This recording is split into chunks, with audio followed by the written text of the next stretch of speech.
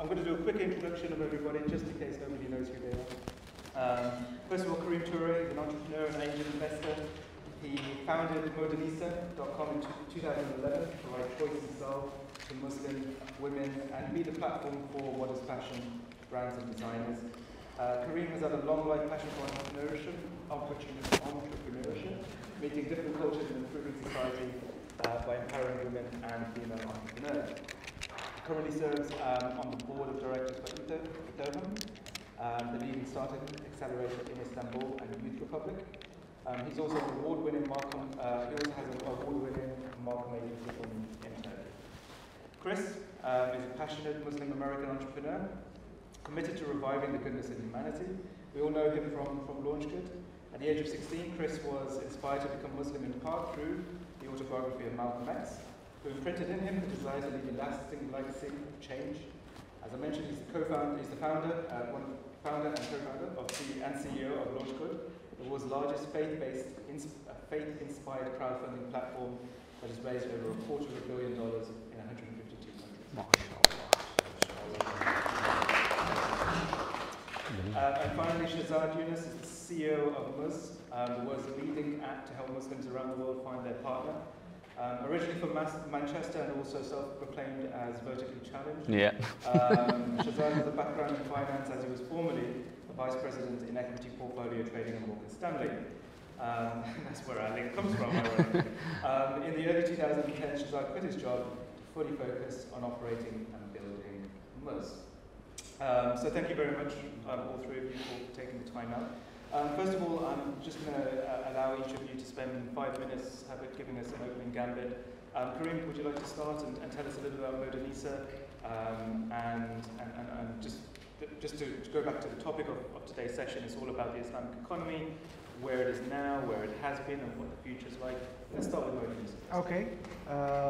You hear me? Cool. Everybody was asking me about the story of Modanisa. If you want, I can start with that. Okay, Turkey is a 99% Muslim country, and ironically, it's also a textile country, and people were looking for modest clothes all over the place in 2010. Like there was times people buy, like women buying two shirts and making one out of that to make it long sleeve. That is not a joke. That was real, and everyone was doing that. And I said, well, what the hell? Why it is like that? And I try to convince other people, other producers and labels, to say that why don't you produce something for the modest ladies who choose the modest way of life? And everyone was looking to each other. I said, well, it's not our business. I was trying to convince them, saying that 65% of my country wearing hijab. Your mother wearing hijab. But everyone was like, okay, it's not our business. Because like when they called fashion was, they looked to West. They looked to Paris, they looked to Milan, and no one was dressing modest over there. So I said, okay, please do it. Do something and let me advertise it for you, because I was in a part of an accelerator program and I know how to make e-commerce, enable people for e-commerce. But they said, okay, no, it's not our business. Then I said, okay, what if you give me your collection and I sell it through internet? Now they were like the bosses, or the textile bosses. They were like, I came and introduced to them with high-ranked people, and they couldn't tell me no twice. They said, we're not going to be in it, but I said, why don't you give your items to me and I sell it? And they said, okay, you try. Yeah. That's how we started Modanisa. Because when I get back home, I was thinking about the ladies. They are trying to reach to certain kind of clothing, and they can't find it. In 2010, in a textile country, in a 99% Muslim country, imagine the people in Germany, France, US, I said it was the challenge for me to convince people to cater to those ladies. Because in Modernisa, from the day one, we believe that the clothing is not a piece of cloth, a fabric that we put on ourselves, on our bodies. It's more than that. It's a part of our identity. It's a part of who we are, and it's a part of our self, what do you say, like self-esteem. It's a part of that. And it is a sin to not giving it to the ladies. That's how we started, with 2 producers. One of them gave us 300 different scarves. The other one gave us, let's say, 20-25 SKUs. That's all, how we started. Then we started to go to the main street producers, bulk producers, to buy our items. And we were looking, like it was May, June, we were looking for long sleeve t-shirts, long sleeve tunics. All I could find was 19 long sleeve t-shirts, 19, not 20. Because everybody was telling that, why the hell you need long sleeves when it is in June? It's summertime, man. I said, it is needed. I was trying to explain that to explain it to them, and I said, why don't you produce it to me? They said, okay, bring the money, cash on the table, then I can do it. Because what they was thinking about me was, this romantic guy is going to lose a lot of money, and let me get the money in advance. That's how we started, by convincing people that there is a market out there, and there is a clear need out there, and this is not only a need of clothing, it's our identity, it's serving to... Did you feel when you started Modernisa that it was going to get to where it was today? Like where Modernisa is today, global brand, really servicing the needs of a lot of modest fashion requirements. Did you see that vision back in 2011? No. What I was thinking is, from the day one, I was thinking it's a pan-global affair. I was thinking about that, but I don't know that. Like, I don't know if people have credit cards, if they want to buy from Turkey, if they buy at all from internet, they shop from internet for their clothing. Nothing. It was a black box. Yeah. We started with the bootstrapping. Yeah. Like I was, in a garage. Definitely, it was a garage. Always a garage, right? Yeah. Always. It was that big. It was in a building. It was in a building, but it was a garage part of the building. It doesn't see the sunlight. A basement. Yes, we started like that, and Alhamdulillah, we came to today, and it is great to start with a purpose. That's why, like it's born. Modernisa is born with a purpose. It was our egg that we came out of it. Thank you so much. Shahzad, which room did you start in? Bedroom. Sounds a bit dodgy, that. I feel like I should shop at Modernisa. These shorts are haram. I feel very exposed. So yeah, my story. There you go. Got nice knees, right? How did it start? Somebody else asked me this over lunch, and I always say I'd love to look in hindsight and say, you know what, I always knew it was going to be this and blah blah blah. No, it was a lot of happy accidents along the way. And like, to answer the question, you asked Kareem about, did you ever envisage you would get to this stage of where you are now? Not even slightly. Even now, I still don't have in my head, we're still small, but I know, alhamdulillah, we're not. But I still have that image. I don't think we're all that. And even now, as we've grown, never at all did I never actually stopped to imagine what it could be and what that even looks or feels like, because you have no idea, like literally. Background, super quick. Computer scientist by degree, hated computer science, did a finance career, so I was at Morgan Stanley for about 9 years. Ended up actually starting what was, this is recorded, but was much a website, which we're not called anymore. So it started off as a website back in 2011, just because I thought, I had a lot of friends who were single, professional, and this is like the professional scene in London, and everyone's like, oh my God, it's so hard to find someone. And I remember looking at what was out there, seeing these horrible websites, and I was like, my God, these are so bad. Literally, it started off with, these are so bad, even I could do better. So I literally built a site, but this is back in the day, 2011, whilst I was still working, just as a side project.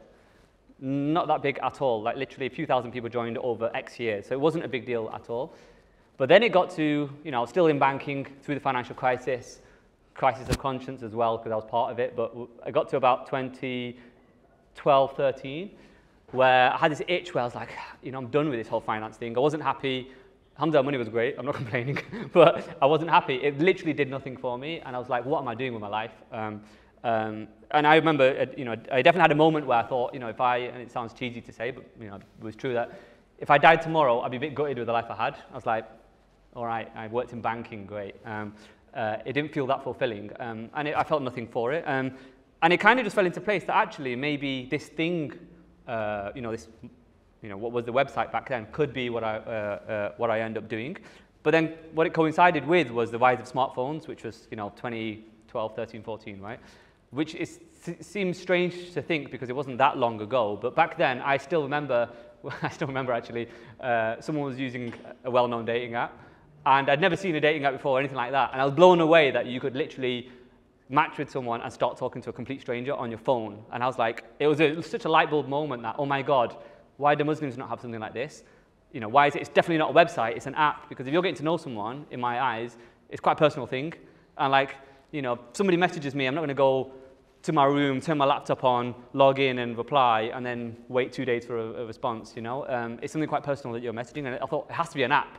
And it was one of those things that once that was in my head, literally couldn't get it out of my head. And I thought, it kind of felt every day I was in banking was a day I'd miss out that somebody else was going to start this thing. Because in my head, I'm like, it's so obvious, everyone's going to do it. Anyway, fast forward, 2014, decided I'm done with banking, I want to quit my job, and then literally from the bedroom of my home, learned how to build apps, because I thought this can be my business, I need to know it. So I spent 6 months literally coding and building the first version on Android, on iOS, the website, the backend, the graphics, all that. Did it in, I don't know how the hell I did it, but I did it in 6 months under. I was saying to someone else, I didn't believe me. It's the only app I've ever built, so that's a great track record, I'll take it, so alhamdulillah.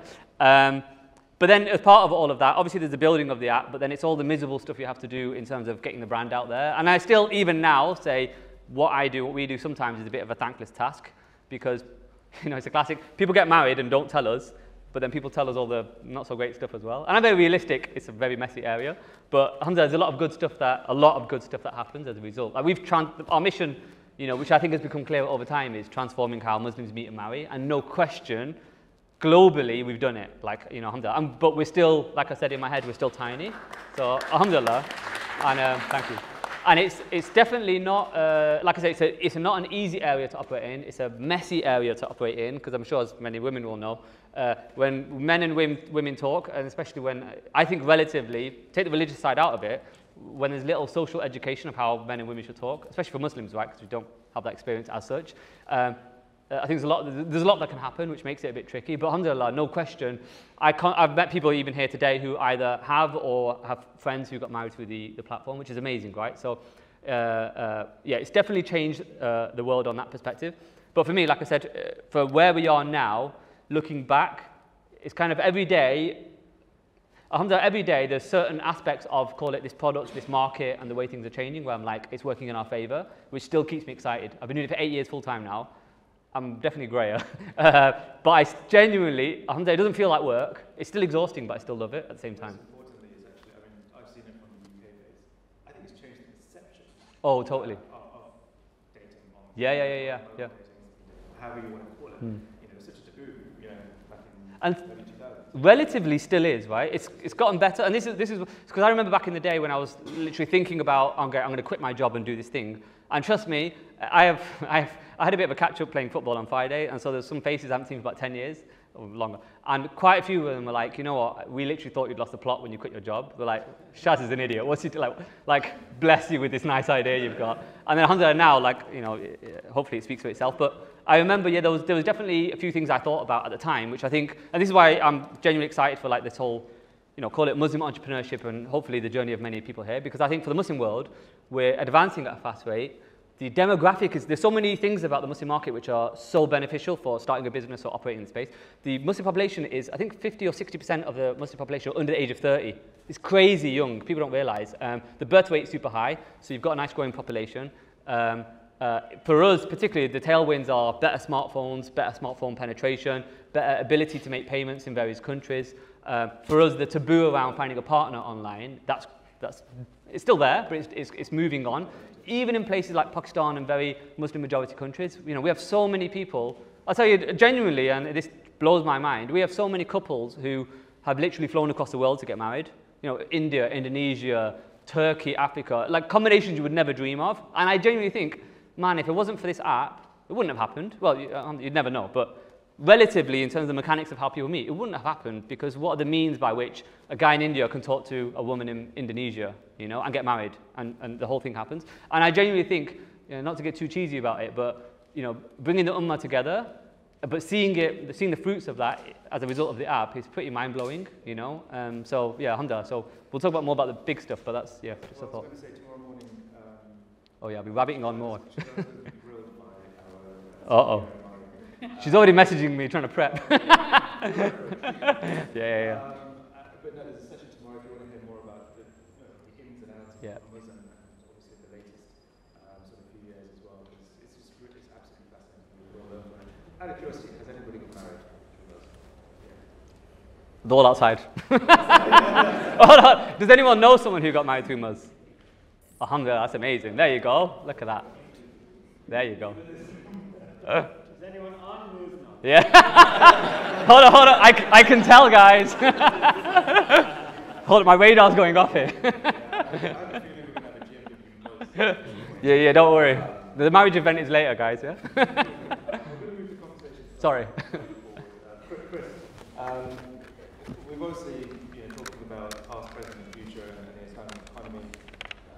Tell us a little bit about how Workation has gone from where it was in 2013 to all the way to today, where we've got this impending cost of living crisis. Is there any evidence to say that it's going to be harder for organizations to fundraise, people to make investments, purchases within the Islamic economy based on where we sit today? Because today is a very different situation to where it was 3 years ago. Sure.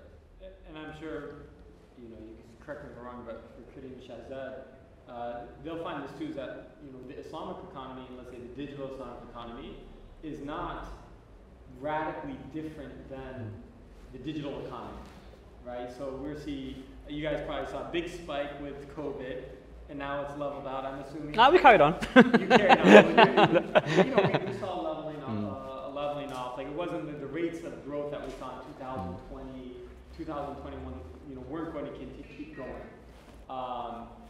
And part of that is, of course, purchasing power.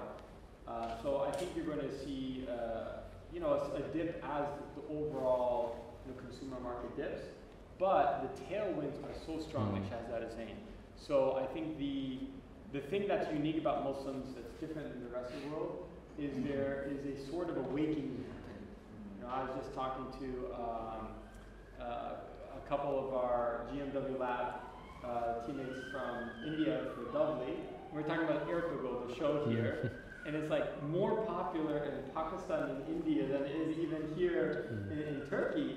And I think people, that didn't even exist like 5 years ago. So I think people are starting to wake up and realize that, we deserve our own products, our own websites, our own services.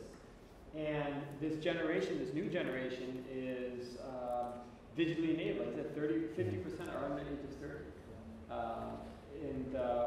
I only imagine that that demand is going to keep growing much faster than the overall market of demand for digital services. Yeah, I think that with everything that's happening over the last years, COVID, etc., not only has there been obviously problems and declines, but there's also opportunities. Karim, do you think there's more opportunities now as we come out of this for creatives and manufacturers to really sort of embrace the Islamic economy? What opportunities would you say for somebody that's maybe looking to design something or get something to market specifically for let's say, a product within the modest fashion industry? In the first days, thank you. In the first days, it was, you know, you have something modest, that's it. I want to buy it. Because there's a lack of choice in the market at the beginning.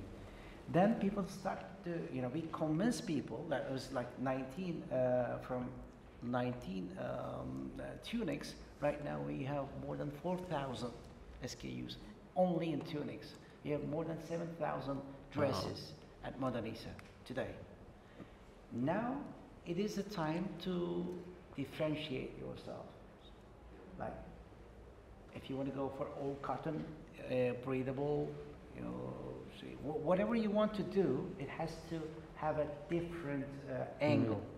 If you are, if you're a designer or a producer, this is the number one thing. The second is, you know, now the crowd is young, and they are claiming new items and new styles for themselves. Not only the colors, bring me something new is the new rule in the modest fashion today, and it's up and coming. And every region has a different need. Are we moving? It's not like a one size fits all. You know, when H&M does something, it is good for Indonesia, it's good for Turkey, it's good for Japan, mostly when it comes to style. But in modest fashion, it's a little more complicated, and you need to think about the regions, and you need to think about the way of lives of people in that region if you want to produce something. Today we are attracting more than 25 million visitors per month all around the world. Wow. And a Modanisa can be a great place for you to come together with your clients. This is one thing. The options, it's like everywhere. Finance, it's like there is no halal finance that much on the web today. You know, travel, food, halal food. Like Muslims are not getting what they deserve today. Yeah. And when they claim, it will come. Yeah. There will be someone who's going to be talking about it. It doesn't need to be a Muslim, a Jewish guy or a Christian is going to be serving to that.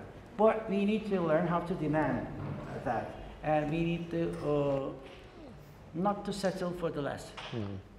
As a community, this is one thing that we should be doing. And as the Muslim entrepreneurs, all of you, as a big duty, I'm going to be repeating myself, you are the representatives of your crowds. And what you do is very important for the Ummah, because you are the voice to the world. So me saying to the world, saying that this is modest fashion needs to be there. This is, if you have a fashion weeks, we are doing the modest fashion weeks. This is, here we are. Then slowly the others started to see it. When you go to Zara in London, you see the modest clothes outside their window shoppings. Like when you go to Nike, now they are doing Nike hijabs. This is how you should be saying that my customer wants that and you need to produce it. If you don't, someone else is going to be doing it, and I'm going to be taking the customers away from you to that guy. You mentioned about those brands, and there's been a lot of talk about fast fashion and highly disposable fashion. Do you feel that modest fashion leans more to being sustainable, ethical, and bringing in those elements of the whole supply chain to say that modest fashion is actually better for us? It's better for the workers, it's better for the suppliers, it's better for the end users. To be honest with you, I can't say that today. Today was like, it was the availability. We need to first make the clothes available for the ladies. It will come later on. Now first the availability, then the fractions will come, you know, the different styles and different tastes. Then we will think about this, but at the end, like at the beginning, not at the end, Muslims are much more conscious about, you know, about spending money and spending money on worthless things. That's why it's also haram for us, you know. It's in the Quran saying that buy whatever you want to buy, you know, dress up beautifully, but do not overspend. But on a simple supply and demand situation, we've got a high demand but a low supply. So there's going to be a less likelihood of people just buying things for throwaway use. They'll buy something, they'll keep it, they'll use it, because it's difficult to find something else, isn't it? So, you know, it's a double-edged sword. You've got, on one hand, a huge demand for modest fashion. On the other side, we're really wanting to engage our creatives to make more and more. So. And our customers, for example, in the US, when they buy something, it doesn't fit to them. They're sharing it with someone else. Yeah. They're, you know, exchanging it. Oh, wow. Rather than returning it. Like, instead of returning, they're exchanging it. When you say your customers in the US, what percentage of your customers in the US, what percent are in Turkey, what percent are around the world? I don't know it by heart, but 85% of our customers are coming from outside. Outside. Wow, that's huge. Only 15% of the sales is coming from Turkey. And what about Muzz Match? Or Muzz, sorry. Whoa, whoa, whoa. Whoa. We're going to edit this out right now. Sorry guys, we're going to jail again. It still hurts, guys, it still hurts. No, for us, so we were in 2016, 17, so this was like 2 years after launching full time. We were like 8% UK, just because I was in London and I was literally going to mosques and, you know, up till that, for about 2 years, we spent 80 quid on marketing, and the rest of it was graft of me going to the mosques and handing cards out. Like I said, all the miserable stuff that people don't know about. I was so annoying. And now, we've gone from 8% UK, 20% international to 20% UK. So we're almost 20% UK, 20-something percent US, Canada, 20-something percent Europe, and then the rest of the world. And now, consciously, you know, Alhamdulillah, we dominate, call it Muslims in the West, I think. And the app's in 15 languages. We're like the first Muslim app to be in 15 languages, including right to left layouts, including Turkish. We've got it in Turkish as well. I don't think the translation is great, but it's in Turkish. Actually, I'll tell you one little fun bit. We translated Turkey as the word Turkey, the actual Turkey, which was very bad. Somebody in Turkey told us, and we're like, oh, that's so terrible. Yeah, I know. I apologize on behalf of us, but yeah, so. Catalyst in the political change. Oh, yeah. So that's why Turkey renamed the company. Because when I read the headline, I felt so guilty. Yeah. And Muzz in Turkish is banana, so there you go. What can I say? So now so we had a very global mindset early on, because I guess the beauty of our product, and this was kind of what I always thought. So a lot of apps in our space, particularly call it mainstream Western dating apps, they're very local. So for the mainstream, you know, if you're a guy, you want to meet a girl, trust me, guys are lazy, they don't want to travel. They're like, I want to meet a girl within a 3-mile radius. And probably vice versa, I'm making it one-sided here. And that was the mindset. And I remember even when we talked to investors, they had this mindset that it has to be hyperlocal. And I'm like, no. For Muslims, if you're looking for the one, you literally will travel across the world. I remember in the States, we used to have a distance filter on our app, which was maxed out at 250 miles. We had people in America saying, oh, can you make it 2,500 miles? I was like, what the hell? So instead, I just gave them a country filter. I was like, go crazy. And now we have, over half of our users are actually matching and talking to people in another country with the intent of going out there and stuff. So the mindset's definitely changed in terms of how people look. Like I said, if your search is for the one, you're more willing to say, you know what, I don't care about anything else, but as long as the person's good, everything else is almost a side effect, like their culture, background, language, country, all that kind of stuff is a little bit of a side effect when it comes to it. So for us, the beauty of our product is we launched globally from day one. We never just launched in the UK App Store and then the US one, and then which is what a lot of apps do. Because I thought, all right, if you're in, Turkey as an example, if you open the app, because of the algorithm, you're immediately seeing people near you. So you're seeing hopefully other Turks, and as that grows, then you're looking further and further out. So it actually makes the product inherently very scalable, naturally, which is great. And the side point as well, that kind of organic growth, because literally a random newspaper somewhere will write a story about Muzz, and then we'll get a whole load of people signing up in that area. So what's kind of good for us is when we're looking at what countries to do marketing in or what countries to expand in, I've already got a ton of organic data of what are our customers there doing already. To give you an example, Pakistan for us, like without any effort, we've done zero marketing there, was already a decent market and paying, a good paying market, which you wouldn't expect. So we were like, okay, we could easily, not even 10x, 100x just that market alone. It's worth us kind of prioritizing it in our roadmap. So it helps drive certain decisions.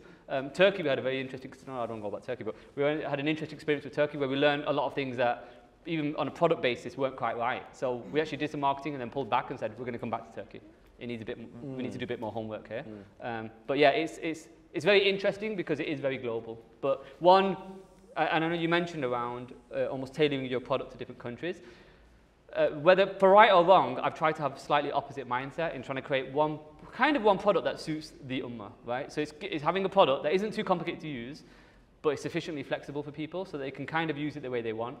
And I don't know, I kind of want to push that as much as I can until I can't, because I don't know, for example, Saudi, I don't know to what extent they'll have some problems with some aspects of the app and not problems with others. I don't know, but I just want to see how much we can kind of ride that principle. Just to remind everybody, you can ask questions via the app.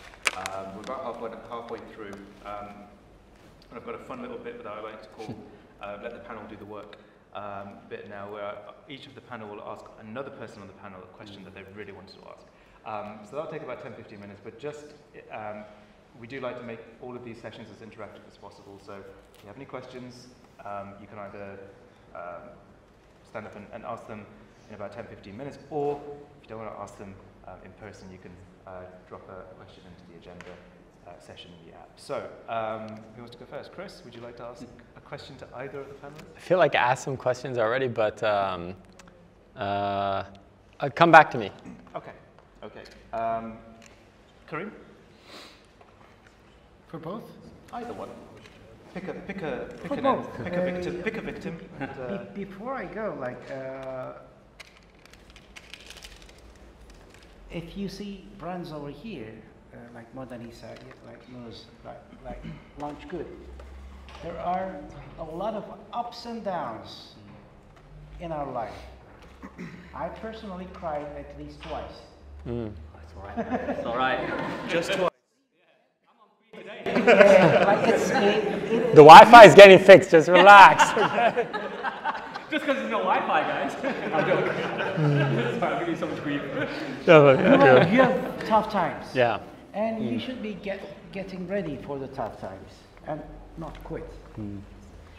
And my question is about, toughest times at your work for both. One single thing. We both have some pretty tough times. I'm sure, like everybody will have, and you will have, most probably. I hope you have ease all of your life, but you will have some tough times, and you won't be quitting. That's why I asked. So for us, in the early days of Launch Good, we said, we've got 99 problems, but payments isn't one of them. Payments was smooth because we were the first crowdfunding platform to use Stripe. Stripe is like the leading payments platform out there. It was going really, really well. We had a great relationship with them. And as they grew, all of a sudden we noticed that many Muslim accounts, charity accounts, were starting to get frozen by Stripe. And we flew out to California for our annual leadership retreat. And part of the reason was so that we could meet with Stripe and just assure that, hey, we're in a good relationship. Do you have any questions, anything we can do to kind of rectify any concerns? And it was a great meeting, and they felt really, they were very positive. They said, everything you're doing is right. And so I felt great. We came out. I was with Manny, she's my co-founder right here. And she was like, something's wrong. It's like a spidey sense. And then I got so mad at her. I'm like, why you gotta be grumpy all the time? We got, this is the best. Everything feels really good. And we go home, and then 2 weeks later, we get 3 weeks later, we get an email from Stripe that we're sorry, but we actually have to offboard you, and you got 2 weeks to stop using us. And we're like, what? Like that's and it was right before Ramadan, so it was like, what? There's no way. So, and actually, I was in Florida on vacation with my family, and I had to leave my wife and kids. I told them I'll be right back. I grabbed the next flight to San Francisco, and Manny and I went. We went to Stripe headquarters. They had like a dozen people from their fraud and security investigation unit, and they didn't say anything. They just sat in a room, and they just said we're sorry, compliance reviewed you, we have to let you go. They wouldn't tell us anything. And after we saw our account manager, she walked us out, and we're like, I can't remember her name now, Jessica or something. We're like, Nicole. Nicole. Wait till my mind. Yeah, I was like, Nicole, we were just here 3 weeks ago. Karen? Yeah, it's like, we were just here 3 weeks ago. You told us everything was good. She's like, I had no idea. It wasn't our decision. If I knew, I wouldn't have said that, 3 weeks ago. And we found out, and it's become a big journey for us, that there's a serious discrimination against Muslims in banking. That if you got a lot of Muhammads in your customer list and they're making payments, now they're worried about terrorism funding. And that was the first of 3 times that we got kicked off payment platforms. Every time it feels existential, but that was the first time. And that was just so like, we don't know how we're going to survive. We didn't have enough money to pay engineers to rebuild the system, but subhanAllah, you find a way. I mean, I think that's a big part of entrepreneurship is despite your limitations, despite your limited resources, you find a way forward. And it also highlights, I think, the importance and the need for Muslims, not just to have consumer-facing websites, but actually own these services. Like how much do we see something happens in Palestine, Sheikh Omar Suleiman posts about it, and then Instagram or Facebook freezes his account, or India now, right? You post something highlighting what Modi's doing against Muslims. Oh, this flagged for inappropriate content, and it's like, what? Like, that doesn't make sense. We Muslims, we really need to own not just the outward-facing technology, but the pipes, the underlying technology. Otherwise, we're always going to be beholden to bigger powers than ourselves. Very true, by the way. I don't want to talk on some of our future plans, but part of it is exactly that. How do we become much broader than just the segment we're in? Because exactly that, for a lot of platforms, you rely on these big guys. And it's kind of like in the UK, they're talking about how there are certain bills being passed, which basically means, let's say me as a born in the UK, but me as a Pakistani, I could be sent back to Pakistan, right? Even though I'm born in the UK. Yeah. Wow. So like, it's all, So it's like all the things that you would assume, that would never happen. Kind of you have to plan in case it does happen, right? So, and it's the same like this. I'm sure you never thought that, we get cut off from Stripe or payment provider. And even for us, even now we're incorporating in the UK. Wow. Just in case someone in the US said, we're a banned organization or something, okay, LaunchKit doesn't have to die. Yep. And it's excessive work, like most people don't have to do this. No, it's true. Like I remember early days we get paid by Apple and Google. That's the only way we make money. Now obviously Stripe as well, sorry. But Apple and Google. And I remember through their app store, you mean? From the app stores, yeah. So our income comes from them. And our 2 years in, our bank account got shut down for no reason, and we know why, but they got shut down. And I literally was like, what the hell? Because exactly that, payroll and blah, blah, blah, and I had 2 weeks to find another bank. 2 of the banks just didn't want to offer us anything. Even though we're like, look, Apple and Google are paying us. It's not, it's not like a Muhammad somewhere paying us, right? But even now, with our normal business banking that we do day in, day out, when I have to pay, we work with some influencers, and if I have to pay one with a Muslim name, the payment gets blocked, no joke. And I'm like, guys, this is really obvious what you're doing. And then the influencer goes on social media and roasts you for not paying. Exactly, yeah. We get, and trust me, we had one where it was 2 weeks where we were like trying to just get payment through. So it's very real. What you should think about that, and don't be wrong, the plumbing and the pipes and all stuff behind the scenes, it's unglamorous, but trust me, there's a ton of money in it. If you can crack that, it's super scalable and super useful to a lot of people. And a lot of these startups and businesses that do really well, like Stripe, for most people, you probably never heard of Stripe, right? But because they are involved in so many companies behind the scenes, they were, I think, at one point, maybe not now, well, probably are still now, but they were once valued the most valuable privately held startup globally, right? So some of these plumbing type companies, there's a lot to be had. Anyway, to talk about the difficulties, no doubt, I mean, without going into the whole thing around the court case, and for those who don't know, Match Group, who own Tinder and basically all the dating apps you can think of, they tried to acquire us about 4 times. We said no. Then they bought a competitor, and then they sued us afterwards over the use of the word match in our brand at the time, which was called Muzz. And they sued us both in the UK and also in the US. And I was just talking to someone else about this as well. So in the US, I remember just looking at it thinking, flipping out, the legal system here is horrible in the US. We can't fight this. It would kill us if we lost. So we had to settle there.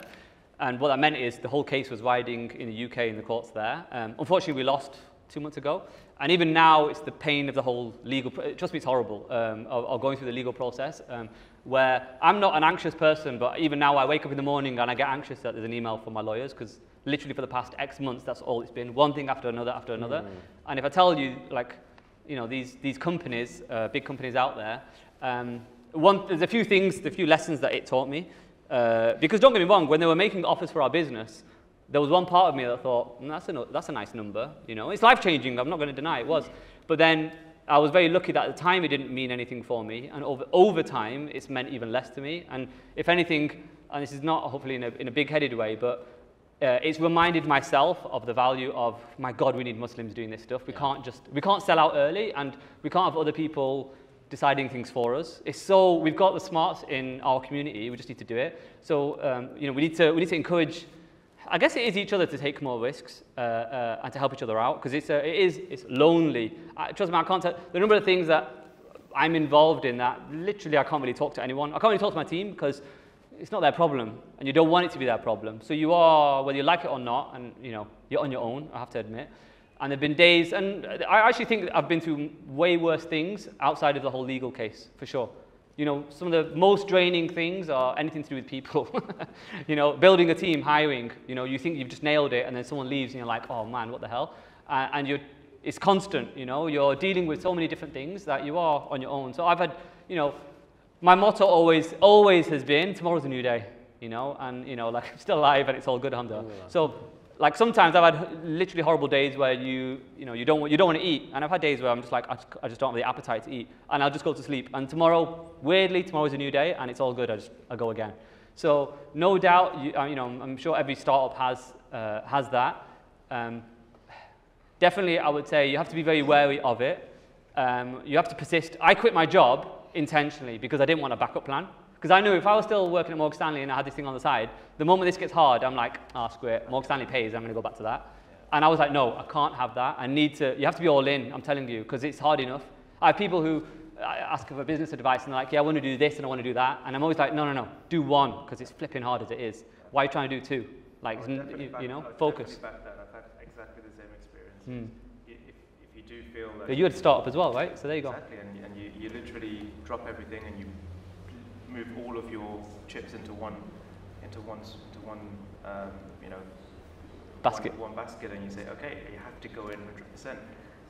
But you have to take that attitude that every day is a new day, because you will go through so many challenges. And I think that's probably if anybody, you know, has been through a startup or is looking to do it, you know, we don't want to scare you. Yeah. It's very rewarding, right? But it is really, really difficult, and I think Shahzad has just explained some of it. And I know it's aged me because my mum says. Yeah. My mum says I look older than my older brother, and it's definitely over the last couple of years. There's a human effect of all this. It does. It stresses you out. I don't feel stressed, but obviously, clearly, my body does. But it definitely does. It is exhausting, and you're knackered. But then it's kind of good and bad. And you know, Chris, I'm sure both of you have big teams, and there's some element of, you know, crap, they rely on me for X, Y, Z, you know, and you don't get a choice to opt out. You're like, yeah, I'm in it. I hired these people. I owe them, you know, it's a one-way bet from you in terms of, well, all right, you've got all of me, because, you know, whether you like it or not, there are people relying on you to make decisions or you to just carry on the fight, you know, like, you know, I'm sure for both of your companies, to some extent, if you were intentionally less involved, people would look at you being like, well, if he's not that bothered, why should I be that bothered, you know, and there's a knock-on effect. So you don't get a choice, basically. Well, Karim, thank you very much for saving Shahzad and Chris. There you go. Ask the questions. The only reason I'm moving on is just because of time. And there's some really good questions from the audience as well. So, Karim, this one's for you. Is it challenging as a male leading a business in the modest fashion space? Not at all. Because serving to ladies is... it came from the core, from me, like, because when I saw, repeating myself again, but when I saw that some of the ladies don't get what they deserve, just because the industry is not looking to them. The modest fashion industry, there are a few of them, they were just making whatever they want.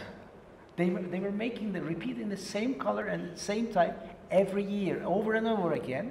But when you look to the Westerners, they were looking to the Muslim ladies, or say, if you want to wear something decent, come to us.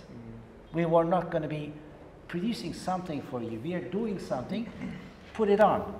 I was dictating.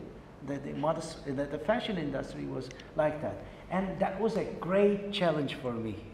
I said, guys, you'll see there is a big crowd, and you'll produce for them. You'll learn one by one. That's why it was delightful for me to work. First, educating the industry one way, challenging them. The other way is it's very rewarding, because the ladies, when you go out, you see different colors, different shapes. You see in the like, the ladies were not going to the concerts before, because they don't have that kind of a clothing that fits to that kind of a event. Now the modest ladies and non-modest ladies, they're together in the same places, having equal lives, taking the equal shares from the life. That is delightful. I have a question just on modest fashion here in Turkey. I've been here for a few weeks, been here a couple of times now. How do you feel that Modernisa sits amongst Turkish women as a whole, where you have this polarity between secularism and faith-based requirements? Do you feel that modest fashion actually bridges the gap a little bit? It normalizes people, because like there was a big thing. This is this crowd and this is this crowd. They have their, that was the famous street over here. It was Fatih Street. The modest ladies could only shop on the street, only this one. When they go to a shopping mall, there is nothing for them. Nothing. Like 100 million people. Buy something for their kids, not for themselves. Right. Can you believe that? Normalizes it. That's Now it's normalizing. People are sit together. They're sitting right next to each other in a concert, and they started not to look their outfit, but they started to look to the same thing together. Okay. And when you cut those barriers, break those barriers, people get normalized. But even for the non-Muslim market, like for modest fashion as a category in its own right, for the non-Muslim market, is a thing now. It's growing, but it's a thing, and it was never a thing. Like even the words modest fashion, I'd never heard before Modernisa and the types of clothes being made for Muslim women, right? Which is a fairly new phenomenon. So, fair play. When you talk about Muslim minority countries, unfortunately, ladies are still a moving target. They can be harassed on the streets, like the terrorist kind of treatments you can still hear. But we will work together on that. Like at the very last of this session, I just want to talk about it, because it's also a duty for all of us to normalize this in our societies. We need to come together. We need to show that it's a big society. We are 2 billion people, and we are consumers. And we can't wait. Our governments come together and take an action. If you have a site, you have millions of people. You're bigger than a television station. I'm like getting 25 million visitors per month. I'm bigger than a television channel. And you are working for a Hollywood studio, and we need to work together. And this is the time of inclusivity. Everybody is talking about inclusivity. They should show us that they are real. Inclusivity, not only for what they want. Inclusivity is for everyone. We should be working together as entrepreneurs. You are the representatives, and you are a two-way bridge between your customers and yourselves. And we should be showing the world that we are decent people. We just want to live and get the fair share from life. Nothing else. We were talking about this over the coffee the other day, that everyone knows what China is doing to the Uyghur Muslims. Everybody. Our countries know what's happening, and they don't say anything. Like Pakistan, Malaysia, name it, any Muslim country. What Muslim country is really, boycotting China? They can't. Why can't they boycott China? Why can't they say anything? they can't afford to. They can't afford to go against China because of the economic importance and power of China. And I think that's what Kareem is saying, that if Muslims wake up to their collective consumer power and act as a collective, all of a sudden, we, 2 billion Muslims across 100+ countries, we can put the pressure on China to change what they're doing. I mean, between the 3 organizations here, and if we take, this is a percentage of what we have overall, do you think we're getting to a state of critical mass where we can make that difference? Not yet. I think, like you said, you get 25, 30 million visitors a month. I think, what do we get launched? Get 3 million, 4 million visitors a month or visits a month. Shahzad? 6 million. 6 million. Collectively, and there's a lot of overlap between our audiences. So maybe 35 million a month between us out of 2 billion. So it's still, as a percentage, just over a little over 1%. But we have Sinan, I think, is here, and his wife. You guys are producing Duria, which is hopefully like the Disney Plus for Muslims, no offense. TRT is launching like their competitor, Netflix, and more and more people. It's not going to be one company that does it, but this is why we have this gathering here. The more of us that can produce it. I mean, Amir's got Muslim, at Muslim. I mean, you have how many followers between all your social media accounts now? Almost 3 million. And you started how long ago? We just turned 3 years old. Wow. 3 million in 3 years, right? So if we can have 1,000 Amirs, then we got 3 billion. That's more Muslims than exist in the world, right? So the point is, quick maths there. Okay. All of them on Instagram. Chinese effect. Yeah, but we can have that impact.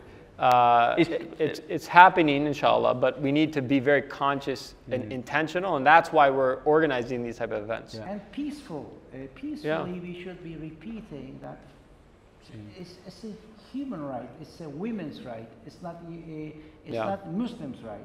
When we communicate that clearly, use their language. When we communicate within their language, and we should show us that we are not psychopath killers. We are the part of the society, we are the taxpayers, and we are the consumers of those countries. Then we should be living in peace all together.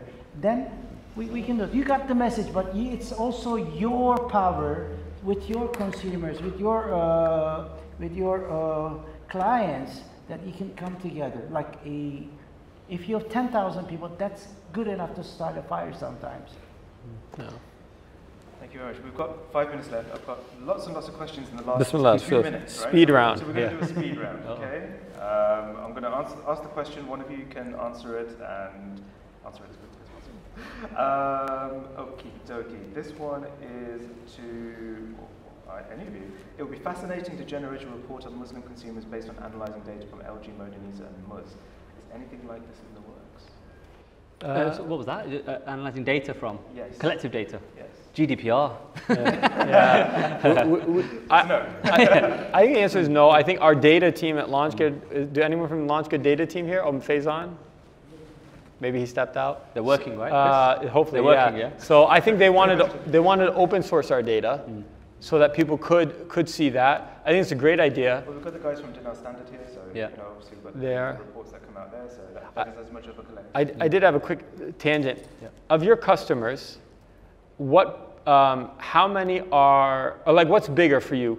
The Muslim minorities in the West or the Muslim majorities in the East? I mean, right now, Muslim minorities in the West. Okay. So we've got great market share in pretty much all across Europe. Yeah. I mean, France is our 3rd biggest country, really. And we only launched there a couple of years ago. So I say launched as in having a French version and doing some marketing and that kind of stuff out there. On the data side, so we've got an in-house data science team who all day long are looking at insights of customer behavior, dynamics between Muslim men, Muslim women. How do conversations start? How do you determine a quality conversation? So many different things. Trust me, we've analyzed tons. We have a ton of data, which is actually super interesting. One of the things we want to do is kind of like you said, having some, not necessarily open source, because I think a lot of data is, especially in our space, is quite personal. You're not going to share people's conversation, but I think some people might just find it a little bit funny looking at some of this data. But I do think there's insights to be learned in terms of I guess the appetite for different parts of the product for Muslims and different areas of the product. To give an example, just, oh no, sorry, you want a quick answer. When we design a feature or when we make a change to something, we're increasingly data driven because we get people tell me 1,000 different things about our app, right? And 9 times out of 10, I'll just listen and say, okay. And then I'll look at the data because the data tells me what I really need to know. It takes the emotion out of it because, trust me, many times a Muslim woman would tell me a certain thing, but then they use the app in a completely different way, whether they like it or not. To give you a simplest example, I think it might have been OkCupid or something. There was one big dating company who did a study on people's preferences. And trust me, I'm sure as Muslims, when you're looking for a partner, you've got a list as long as your arm of things that you want in that partner. And we're a bit tick boxy. What they found generally was many people had this long list and were rigid to this list. However, when somebody approached them saying, I'm interested in you, and didn't meet all that criteria, 9 times out of 10, someone's willing to give them a shot. And we see it, we actually designed a bit of the app to intentionally ignore some of your filters. And that's by design. And we've had marriages as a result of that because it's kind of like people think they know what they want, but they don't necessarily know what they want, So, yeah. What about for yourself? Do you find the majority of money spent on Modanisa comes from Muslims in minority countries like Germany, America, etc., or minority? So I think this is a really important point that we're building, and I think Sinan even can talk about, he's Malaysian, he started Omar and Hannah, but you're targeting, where is Sinan? Raise your hand, man. You're targeting, I think, Muslims in the West as your initial customers. Obviously, at some point, this got to change because Muslims in the West are only like 1-2% of the global Muslim population. But for new entrepreneurs here, I think that's an important point. Like, that's probably going to be your highest paid. You're going to make your money, initial money is from Muslims in the West. Say that again, sorry? I think disposable income at one level, I think identity at the other. Someone in Saudi Arabia, I remember when I was touring Saudi Arabia, they're like, why do I need a Muslim crowdfunding platform? Everyone's Muslim. They don't think whereas if you're a Muslim in America, you're very conscious of your identity. You may even attach to that identity. I will say, I think one of the things we see is that there is a lack of understanding that there is a consumer base in a lot of Muslim majority countries in terms of actual return on investment. Yeah. So they can deprioritize Muslim markets because they feel like there's not going to be the same. Yeah. But it's starting to change because you see that Ertugrul is much bigger in Pakistan and India than in America. So you said that it's bigger than Game of Thrones. Game of Thrones. Worldwide, it's bigger than more Game halal. of Thrones. I haven't watched Game of Thrones. I've never watched Game of Thrones, so I can't say, bro. But it's true, by the way. I remember when way early on with Muzz, when we were trying to raise investment, and unfortunately, I think the Muslim investor scene, we've talked about, I'm sure, they weren't ready for it. Fine. The non-Muslim investor scene didn't get it and didn't think there was a thing here. Some of them could see it and they were like, all right, let's go for it. No doubt, as we've grown, I mean, look, I'll tell you, we service Muslims. In the UK, Apple came to us saying, oh, we want to do some stuff with you guys because you're clearly doing, they can see it in the data that we're doing well and they want to partner and blah, blah, blah. And never would I have thought, all right, they'd be remotely interested in us and everything that, encompasses the space where you're a Muslim-only product, to be honest. No doubt through the size of our market, our spending power is there. I tell you it is. If you build something high quality, Muslims, I know we commonly think, and I thought the same when I started, Muslims ain't going to pay, we're all tight, we don't want to pay for stuff.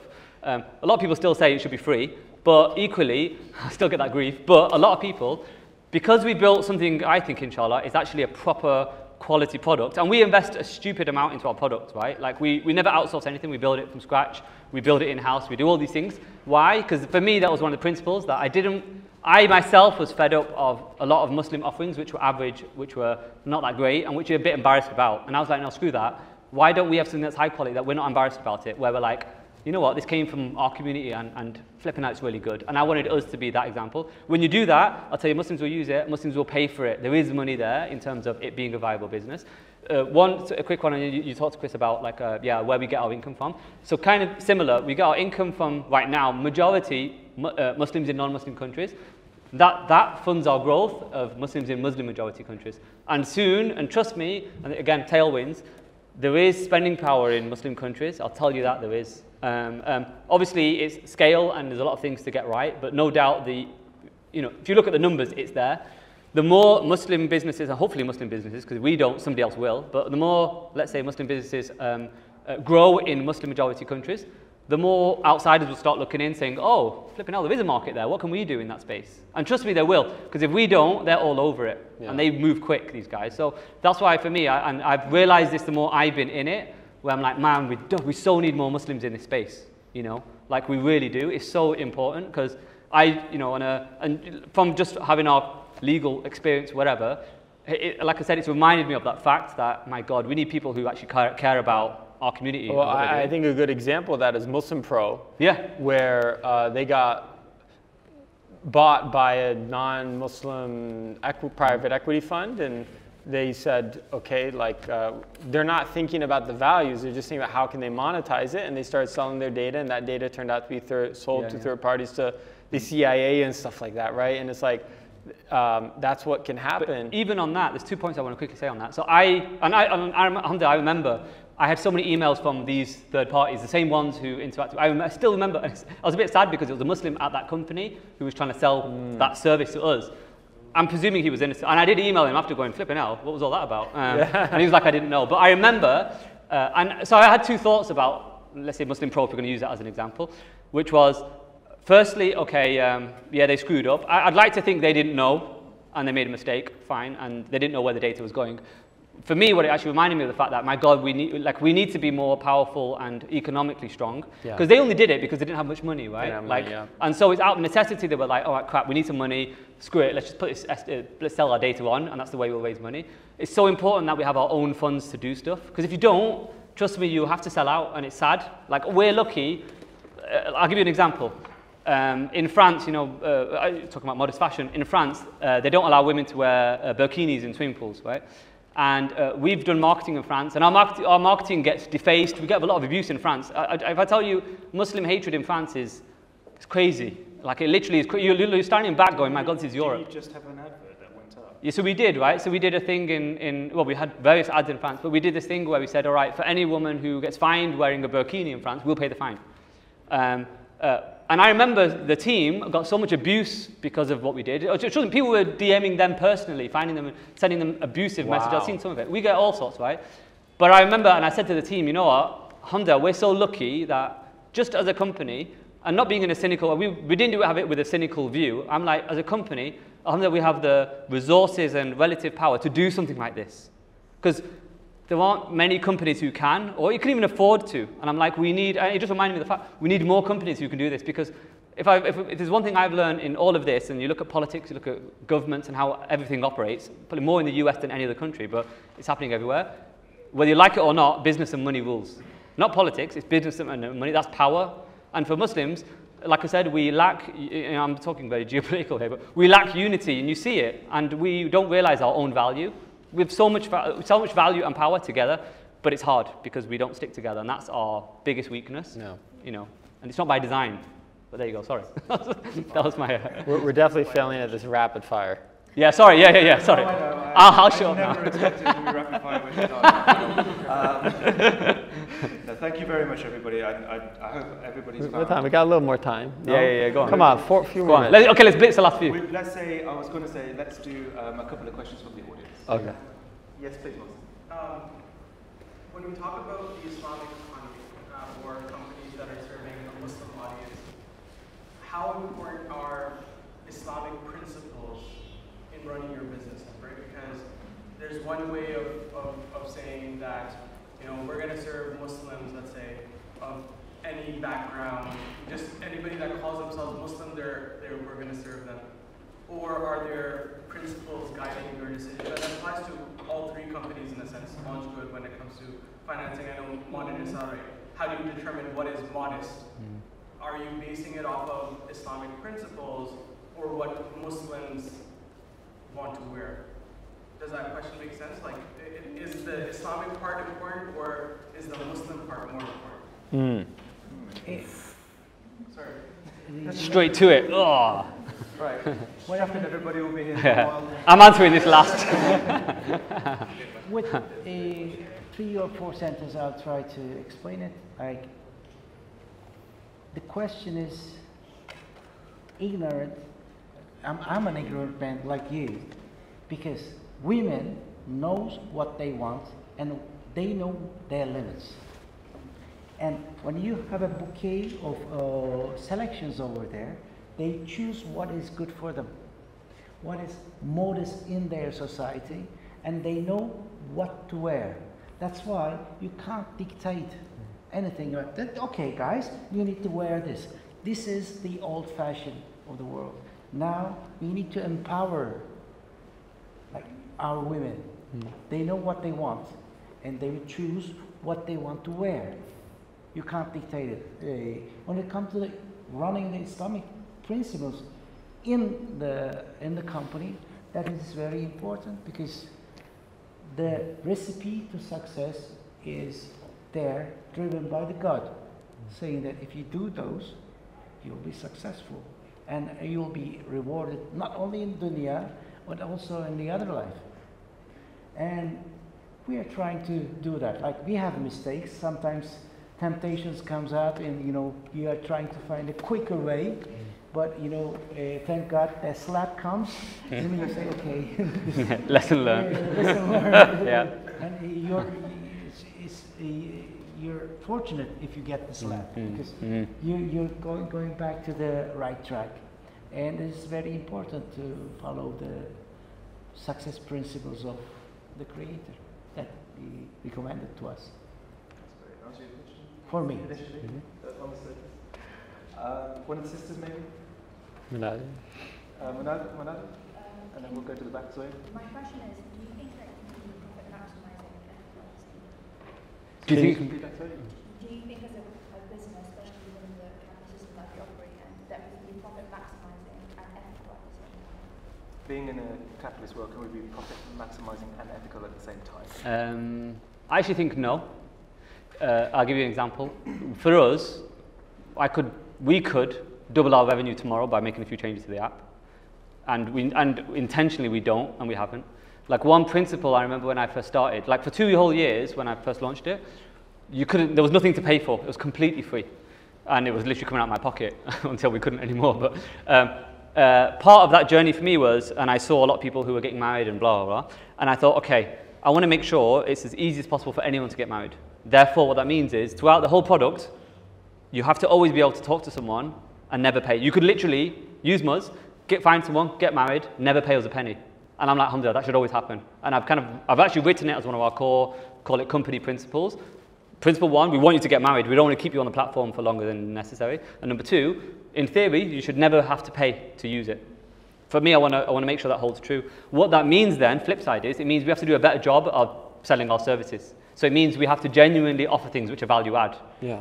So it actually I think it makes your business better by, the laziest thing in the world, which is what I hated with the old websites, was you match with a woman, the moment you want to even read her message, sorry, you got to pay. And 9 times out of 10, it was a scammer, right?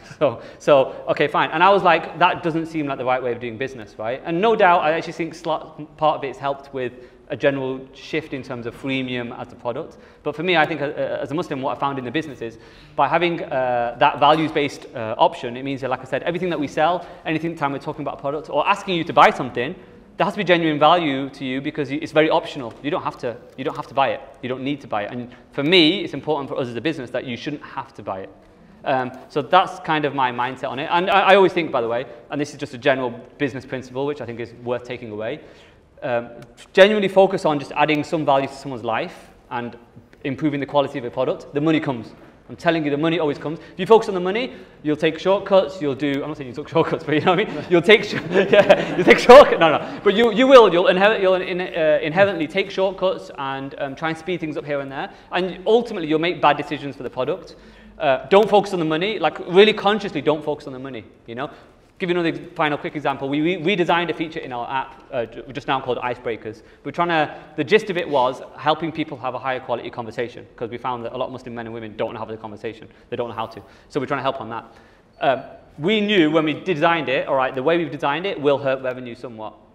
But we're like, it's still the right thing to do, therefore we should do it. And that was maybe we're lucky, alhamdulillah, we're in that position that we can do that, but it's a principle we try and remind ourselves of, including myself. You know, so we've actually taken a lot of things out to make the app better, if that makes sense. Here you go. A lot of the time when we, including myself, interact with a lot of these Muslim organizations or companies that are kind of right adjacent to similar companies that are conventional,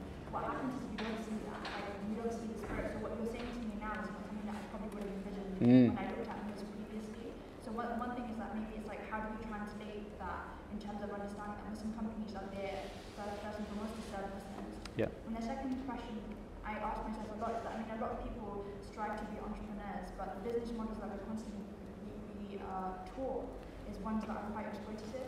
So even when it comes to fashion or whatever, like, yeah, it's really important that we fit in, yeah, it's really important that we feel comfortable within society, especially coming from the West. But should that be a consequence of cheap labor or all of these things? And what kind of effort is being put to ensure that protection of women in global South countries are maintained in order to protect us in the global North? It's a very valid question, and no doubt, I think with any business that you start, I actually think you could take religion out of it somewhat. We're all born with a set of morals and ethics. Obviously, religion adds a whole nother layer to that, right? In any business, 9 times out of 10, you can make more money not doing the ethical thing because it's easy. If you want to take a shock, you want to do something easy and make easy money, 9 times out of 10, it's probably not that ethical. And for us, it's a slow road. I talk about our growth. It might feel like we've grown loads. We've just grown a little bit every month, and that's it, right? And that's how we've grown to Alhamdulillah where we have. And it's baby steps. No doubt, I think when you're, let's say you're starting your own business or thinking of different things, ultimately it's having ultimate faith that, doing the right thing does pay off, even though it's usually the harder road, for sure. And it is the harder road, no question. Yeah, sorry. Zoyan, just was waiting. Very last question. Before we do, right, we've got 10 minutes before the social sessions, because I know everybody's going to jump out as we go. Anybody that's going for a walking tour for Uskudar, meet Murad. Murad, are you here? Murad? Yo-Yo? Where are you? Oh, he's outside. Okay, right. He looks like his brother-ish.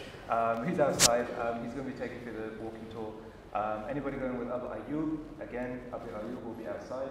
And we'll point you in the right direction. Anybody going for the Baklava social will be going with Nama. Where's the giggle with the Baklava social? We won't judge you. And then anybody doing the Turkish language course is going to be in here. So just before everybody rushes off. So yeah, last question. You've got the final word. Oh, yes. Oh man, we got another 10 minutes here. Sorry, man. Sorry, I have a habit of talking.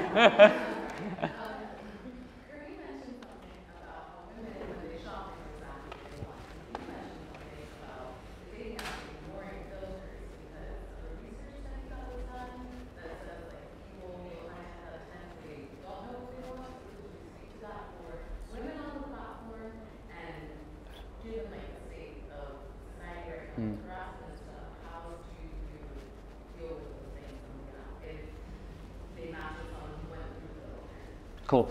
Wow, 2 big questions there. First question around, let's say the data side of, I don't say women don't know what they want. Let me correct that. A lot of people don't know fully what they want. They think, I think as Muslims, we have a list of demands. I remember early days, so the early app, sorry, I know we've got a few minutes. The early app used to have, I know, how long you got, right? Okay. Right. Yeah, let me do this in one breath. The early app used to have a ton of filters. People used to literally filter to death. So I still remember this one incident where a woman complained to me saying there was no one on the app. And I looked at her filters, and literally she was like, 5 miles, has to have a long beard, is a doctor, lawyer. This is legit, it's real. It's not an anecdote, this is real. And I literally replied to her going, I just looked and these were all your filters. I was like, maybe I was a bit, I wasn't rude, but I was a bit more straightforward back then. I wasn't politically correct. And I was like, this seems a little bit difficult and unrealistic. And she couldn't see my point. The flip side of, so we have an area, like I said, in the app where we intentionally ignore we only respect your age and location filter, and that's it. We ignore your ethnic filters. We ignore a whole ton of things, right? Because we saw, by the data, if somebody expressed an interest in you and you see it in a particular section, imagine you're like, I only want to marry an Arab, right? I'm just making it up, right? But however, Asian messages you, Desi, sorry for the Americans, Asian whatever, messages you or says that they liked you. The data shows actually people, if the person's profile looks half decent, people are willing to say, you know what, let's see where this goes. And we've had I still remember, we've had a number of weddings. I remember one lady in particular said, literally, if it wasn't for that, she would never have matched with that guy because he was totally not what she was looking for. So like Allah knows how he wrote 2 hearts together, no question. For us, I guess we mix it up a little bit. But if the data didn't show that area wasn't so active for men and women, we'd get rid of it. But clearly not. First bit. Did I answer the first question? Okay. Second question around harassment, particularly on the app, right? And like I said, not one of these people who pretends everything's perfect and it's all good and Muslims are great and all that. Okay, Muslims have the same problems everyone else does. And I realized that I had this naive view when I started that we didn't. And I still remember, you know, probably shouldn't talk about it too much, but I still remember a particular lady messaged in saying, oh, someone's made a profile of my husband on your platform, can you get rid of it? And I basically went in to find it, and it was her husband. And I couldn't tell her because of data protection, but that broke me because I was like, flipping hell. And it clicked for me that, oh my God, we have the same problems as non-Muslims. I used to think that, you know, I was so naive, men didn't cheat and we don't have that kind of stuff. We do. So that's the first bit. In terms of specifically on harassment, so I stood like, what I do like in our, and this is by, and it actually slightly answers your question around how we appeal to Muslims across the diverse spectrum. One principle for me is making an app that, see, I don't want to put off, let's say there's somebody here, whatever, there's a Muslim who says, I'm not that practicing, but it's important for me to marry a Muslim, right? That's it. So they don't, let's say they don't pray, let's say they drink, whatever, right? But they say, I identify as a Muslim, I want to marry a Muslim. I don't want to do anything that puts them off using our platform, because I would much rather they marry a Muslim, right? No matter what. So for us, it's how do we build a product that appeals to the religious spectrum, or very religious to not very religious, to the point where we have, I'm just going to use women as an example here, we have women in full niqab versus women who wear a skirt. And I'm like, there's something hopefully magical in how we built a platform that everyone feels comfortable on that. For the harassment part, no doubt, one thing that's good about the way we almost sign you up, we were the first app of any app, I tell you, that made you agree an Islamic oath that you're going to behave. Now I know most people probably just hit accept or don't even read it, you know, but for me it's important it's there. We were the first app where when you match with someone, it literally reminds you at the top to say keep it halal. And I remember, same thing, like my team is very diverse, right? We've got more non-Muslims in the team overall, and some guys were like, isn't this just noise, get rid of it? And I was like, no, it might be ignored by most, but for me it's important that there's a reminder of what's expected. All of those little things, what do they mean? People overall have a high expectation of what is and isn't cool on the platform. So when something not cool happens, people, mainly women, will report it.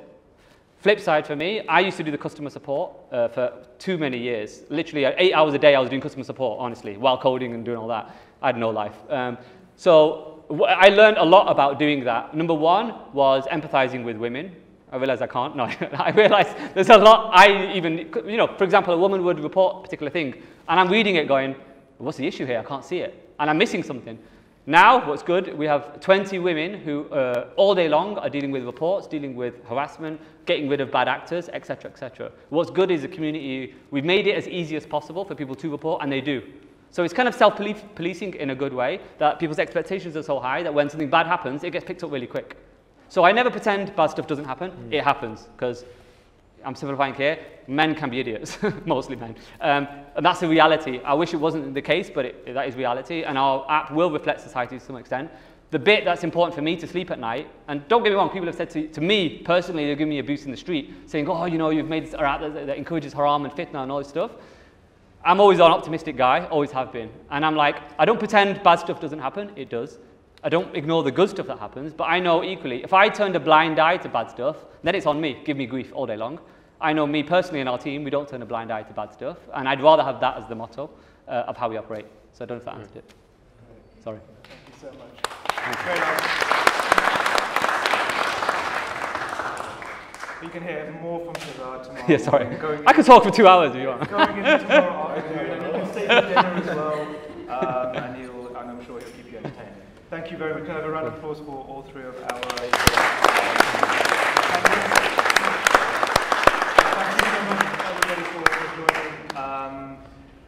that's it for today.